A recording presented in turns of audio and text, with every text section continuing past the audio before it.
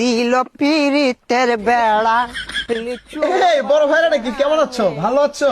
এই তো ভাই আলহামদুলিল্লাহ।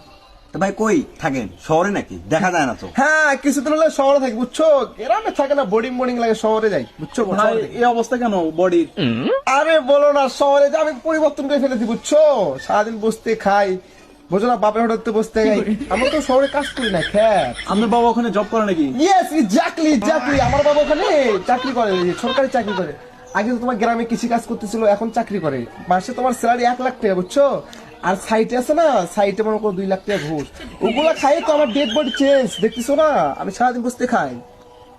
তো ভাই বসেন। আমি বসবো না, তোমরা বসো, তোমরা বসো। আমি বসো, তোমরা বসো, আমি বসবো না, বসো। আমি এগুলো চেয়ারে বসতে পারি না বুঝছো, আমি এগুলো চেয়ারে বসতে পারি না, আমি সবসময় সুপাই বসি বুঝছো। তোমার থাকো, আচ্ছা আমি এগুলো বসি না, থাকো। যার বাপ ঘুষ খায় তারই সোল বলে ইনকে হয়।